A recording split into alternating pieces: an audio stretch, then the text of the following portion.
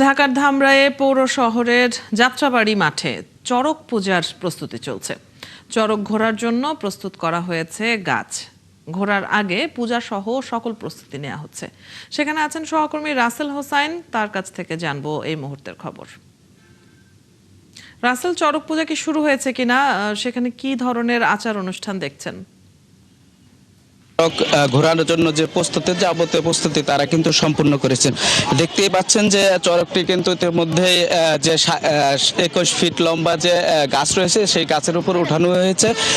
ঠিক বিকেল 5:30 নাগাদ এই চড়কটি ঘোরার কথা রয়েছে। এই উপলক্ষে কিন্তু এই মাঠের মধ্যে ঘণ্টাব্যাপী মেলাও চলছে। দেখতেই পাচ্ছেন অনেক লোকজন কিন্তু ইতিমধ্যে ভিড় করছে। আর এই চড়ক ঘোরাটি দেখতে কিন্তু দেশ বিদেশ থেকে বিভিন্ন জায়গা থেকে কিন্তু মানুষ আসছেন।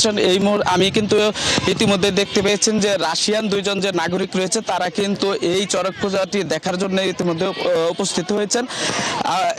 এখন এই আয়োজক কমিটি যিনি রয়েছেন, নিতাই সরকার যিনি রয়েছেন, তিনি কিন্তু তার বাড়িতে বসে গাঁথার যে আনুষ্ঠানিকতা সেটি পিঠে গাঁথার জন্য কিন্তু সমস্ত আরেকটি পূজা করে, সেই পূজা কিন্তু চলছে। এই সবকিছু বলা যায় যে সব কিছু ঠিকঠাক থাকলে ঠিক 5:30 নাগাদ সেই চড়কটি ঘোরানো হবে প্রায় আধা ঘন্টা ব্যাপী। রাসেল, আপনার কাছ থেকে আমরা চড়ক পূজার খবর জানছিলাম। দর্শক, ধামরাই থেকে সহকর্মী রাসেল হোসাইন যুক্ত ছিলেন এতক্ষণ।